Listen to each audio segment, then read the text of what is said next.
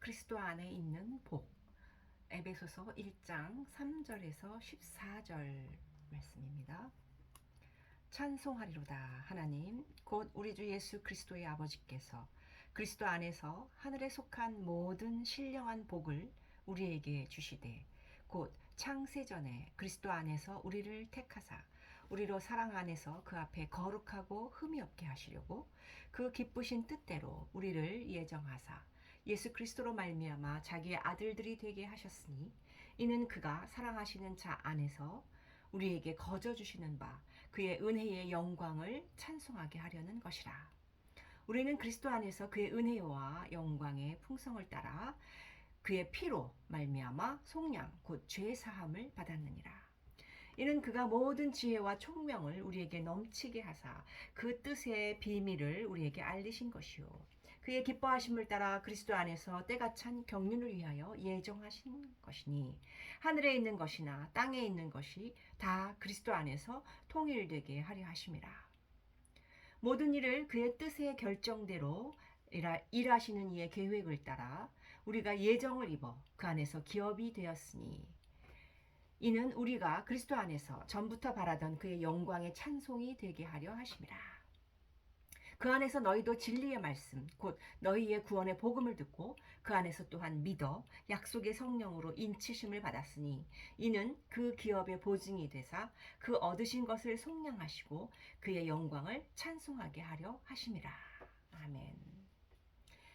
네, 본문은 여러 가지 중요한 신학적 용어들이 많이 나오고 있기 때문에 머리에 쏙 들어오지 않습니다.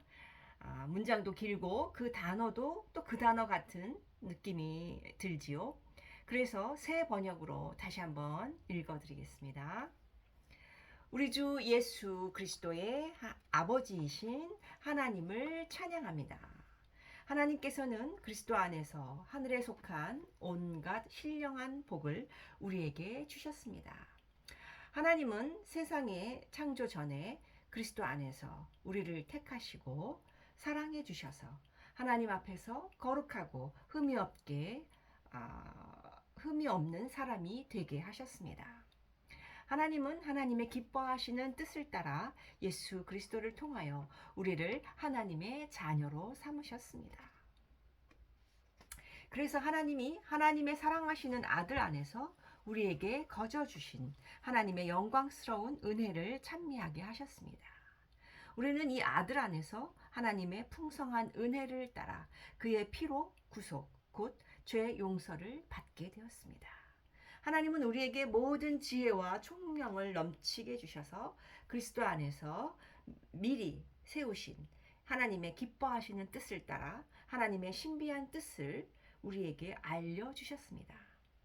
하나님의 계획은 때가 차면 하늘과 땅에 있는 모든 것을 그리스도 안에서 그분을 머리로 하여 통일시키는 것입니다. 하나님은 그리스도 안에서 우리를 상속자로 삼으셨습니다. 이것은 모든 것을 자기의 원하시는 뜻대로 행하시는 분의 계획에 따라 미리 정해진 일입니다. 그것은 그리스도께 맨 먼저 소망을 둔 우리로 하여금 하나님의 영광을 찬미하는 사람이 되게 하시려는 것이었습니다. 여러분도 그리스도 안에서 진리의 말씀, 곧 여러분을 구원하는 복음을 듣고서 그리스도를 믿었으므로 약속하신 성령의 날인을 받았습니다. 이 성령은 하나님의 소유인 우리가 완전히 구원받을 때까지 우리의 상속의 담보이시며 우리로 하여금 하나님의 영광을 찬미하게 하십니다. 아멘. 에베소서는 바울이 감옥에 갇혀 있을 때에 쓴 서신서, 즉 편지입니다. 에베소서의 구조는 서두, 교리, 실천, 맺는 말로 되어 있습니다. 1장 1, 2절이 서두로서 에베소서를 받고 읽을 성도들에게 인사로 시작하고 있습니다. 1장 3절부터 3장까지는 구원론과 교회론에 관한 교리 부분입니다. 4장부터 6장 20절까지는 성도의 삶에 있어서 어떻게 실천할지 권면을 하고 있습니다. 6장 21절부터 24절 끝절까지는 맺는 인사로 마무리하고 마치고 있습니다. 1세기 초대교회의 성도들은 로마의 핍박을 받고 있었는데요. 그러한 상황에서 서신들을 통해 믿음을 지키고 성도들이 하나로 뭉칠 수가 있었습니다. 오늘 본문 3절에 찬송하리로다 하나님 곧 우리 주 예수 그리스도의 아버지라고 고백하고 있습니다. 즉 하나님을 찬송하라는 송영으로 시작을 합니다. 그 다음 부분에 하나님을 찬송해야 하는 이유가 나오고 있습니다. 하나님께서 그리스도 안에서 하늘에 속한 모든 신령한 복을 우리에게 주시기 때문입니다. 오늘 읽은 본문에는 총 6가지의 신령한 복이 언급되고 있는데요. 이 복들은 서로가 연결되어 있습니다. 그런데 이 신령한 복을 하나님께서 주시는데 조건이 하나 있습니다. 바로 그리스도 안에서 주신다고 합니다. 본문 3절부터 14절까지 읽으시면서 그리스도 안에서라는 말이 몇 번을 나왔을까요? 네, 10번이나 나오고 있는 것으로 보아 매우 중요한 것이라는 걸 알 수 있습니다. 하나님이 우리에게 신령한 복을 주시는데 바로 그리스도 안에서 주신다는 것입니다. 다른 말로 표현하면 우리가 그리스도 안에 있을 때 신령한 복을 받는다는 의미가 되겠지요. 우리는 그리스도를 통하여 하나님과 관계를 맺게 되었습니다. 우리가 물려받은 유산이나 우리 자신의 공로로 하나님과 화목한 관계를 맺게 된 것이 아니지요. 십자가의 공로로 하나님께 관계를 맺고 나아갈 수 있게 된 것이지요. 그러면 신령한 복이 무엇인지 하나하나 성경 구절 따라가면서 살펴보겠습니다. 먼저 첫째, 하나님께서 창세전에 우리를 선택하신 것입니다. 1장 4절을 보겠습니다. 곧 창세전에 그리스도 안에서 우리를 택하사 우리로 사랑 안에서 그 앞에 거룩하고 흠이 없게 하시려고 라고 써 있습니다. 창세전이라면 이 세상을 창조하기 전에 이미 우리를 택하시기로 하나님이 작정하시고 계획하셨다는 말입니다. 이것을 하나님의 예정이라고 하는데요. 정말 놀랍지 않습니까? 내가 이 세상에 태어나기 훨씬 전부터 나를 아셨다는 것입니다. 예를 들어서 대통령이 나를 알고 있다고 한번 상상해 보십시오. 여러분의 기분은 어떠실까요? 우리나라 최고의 권력자가 나를 알고 있다면 나도 왠지 뿌듯한 느낌이 들고 뭐라고 말로 표현할 수 없는 감격이 느껴집니다. 그런데 하나님은 대통령보다 더 높으신 분이지요. 그 하나님이 나를 아신다는 것은 굉장한 일입니다. 아는 것에 끝나지 않고 나를 자녀로 택하셨다는 것입니다. 이렇게 택하신 목적이 후반절에 명시되어 있습니다. 그 목적은 우리로 하여금 거룩하고 흠이 없게 하시려는 것입니다. 두 번째 우리가 받는 신령한 복입니다. 두 번째는 예정하심을 따라 하는 하나님의 아들, 딸이 되게 하신 것입니다. 5절을 같이 읽습니다.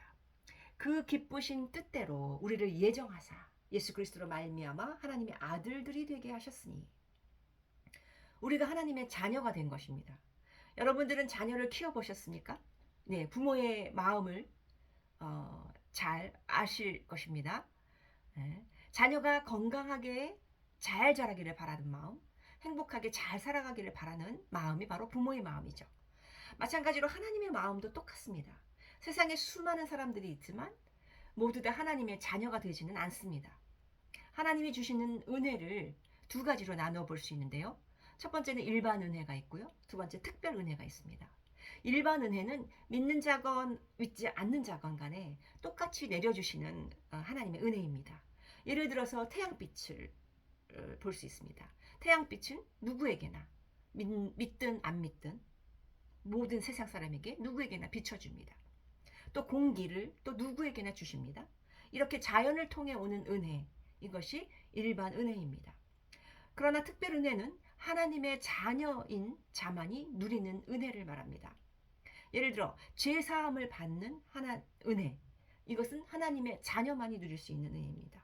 또 하나님 나라에 들어갈 수 있는 은혜, 또 살아있을 동안에 성령님 보혜사를 받을 수 있는 은혜, 하나님의 섭리로 나와 함께 하시고 하나님의 위로와 도움을 받고 지혜와 생명의 기운을 공급받고 또 나를 특별하게 보살피시고 우리의 기도를 들어주시고 등등이 바로 특별한 은혜입니다. 자, 수많은 아이들이 놀이터에서 놀고 있다고 한번 가정해 봅시다. 수많은 아이들이 섞여 있습니다. 그런데 부모님은 놀랍게도 자기 자녀를 알아봅니다. 많은 아이들 가운데서도 부모님의 눈길과 관심은 멀리 있어서도 자기 자식을 알아보고 자식에게로 향합니다. 마찬가지로 하나님 또한 하나님의 자녀를 알아보고 눈길과 관심을 자녀에게로 두십니다. 하나님의 자녀는 하나님을 아빠, 아버지라고 부를 수 있게 됩니다. 구약시대에 야훼 하나님은 두렵고 떨리는 그러한 가까이 하기에 너무 먼 무서운 이미지를 갖고 있는 그러한 이미지로 그려져 있습니다. 하나님의 이름을 감히 인간의 입술로 부를 수 없는 그런 존재였습니다. 그러나 이제 신약시대에 와서는 예수님께서 하나님을 무엇이라고 부르십니까? 아빠, 아버지라고 부르셨습니다. 그래서 친밀한 관계로 바꿔놓으셨습니다. 아빠, 아버지 이 호칭은 그 당시 예수님의 살아있을 당시 그 당시에는 매우 파격적인 호칭이었습니다. 하나님은 나의 좋은 아버지이십니다. 나를 아시고 나를 보호하시고 나를 안으시고 나에게 힘주시고 나의 필요를 채우시는 좋은 분이십니다. 우리를 자녀 삼으신 목적이 6절에 나와 있습니다. 같이 읽겠습니다. 이는 그가 사랑하시는 자 안에서 우리에게 거저 주시는 바 그의 은혜의 영광을 찬송하게 하려는 것이라. 여기에서 그가 사랑하시는 자 안에서 우리에게 거저 주셨다고 합니다. 즉 예수 그리스도 안에서 자녀되는 권세를 거저 얻게 됐다는 것입니다. 자, 왜 하나님께서는 그렇게 하셨을까요? 바로 자녀된 하나님의 자녀들, 그 자녀들이 하나님의 은혜를 찬송하고 또 그로 인해서 하나님은 영광 받기를 원하셨기 때문입니다. 세 번째 우리가 받는 그리스도 안에 있는 신령한 복은 바로 그리스도의 피로 말미암아 속량 곧 죄사함을 받게 하신 것입니다. 7절을 보겠습니다. 우리는 그리스도 안에서 그의 은혜의 풍성함을 따라 곧 죄사함을 받았느니라. 이 세상에서 죄를 사하실 수 있는 분은 오직 하나님밖에 없습니다. 그러한 죄사함을 우리가 받았다는 것입니다. 여기에서 죄사함은 속량이라고 말하고 있습니다. 속량이라는 말은 몸값을 대신 치르고 종을 놓아주어서 자유롭게 하는 양민이 되게 하는 것을 말합니다. 즉 죄사함이 나에게 거저 주어졌지만 내 죄의 값, 내 종의 몸값, 이 몸값을 예수님이 십자가에서 죽으심으로 대신 치른 것입니다. 우리는 하나님을 떠나 있을 때 죄의 종으로 살았다고 성경은 말씀합니다. 그러나 이제는 더 이상 죄의 종이 아니라 하나님의 자녀의 신분이 되었습니다. 하나님의 자녀답게 살아갈 때 하나님이 기뻐하십니다. 네 번째로 받는 신령한 복은 하나님의 예정하심의 비밀을 우리에게 계시해 주신다는 것입니다. 8절 9절 상반절 말씀입니다. 이는 그가 모든 지혜와 총명을 우리에게 넘치게 하사 그 뜻의 비밀을 우리에게 알리신 것이요. 하나님에 대해 아는 지식은 신령한 것이기 때문에 세상 사람 누구나 갖는 것이 아닙니다. 그러나 하나님께서는 택하신 자들에게는 계시를 해주십니다. 계시, 아포칼립시스, 즉 열어서 보여주셔서 감춰져 있던 것인데 열어서 우리의 눈을 열어서 우리의 지식의 눈을 열어서 보여주시고 하나님을 깨닫게 하시고 알게 해주신다는 의미입니다. 그래서 믿음은 모든 사람들의 것이 아닙니다. 우리가 예수 그리스도가 믿어지고 주로 고백할 수 있게 된 것은 나의 힘으로 된 것이 아닙니다. 아무리 하나님을 믿고 싶어도 안 믿어지는 사람들이 얼마나 많이 있습니까? 믿어지는 것이 바로 하나님의 은혜인 것입니다. 다섯 번째로 받는 신령한 복은 예정하심을 따라 우리가 하나님의 기업이 된다는 것입니다. 11절 말씀입니다. 모든 일을 그의 뜻의 결정대로 일하시는 이의 계획을 따라 우리가 예정을 입어 그 안에서 기업이 되었으니. 여기에서 모든 일을 그의 뜻의 결정대로 일하시는 이는 바로 누구입니까? 네, 하나님이시죠. 예정은 미리 정해놓다라는 의미입니다. 그 안에서, 즉 예수 그리스도 안에서의 의미입니다. 하나님의 원대한 계획과 예정 안에서 우리가 예수 그리스도를 통해 하나님의 자녀로, 백성으로 선택된 것입니다. 그런데 하나님의 자녀로 끝나는 것이 아니라 기업이 된다고까지 말씀하십니다.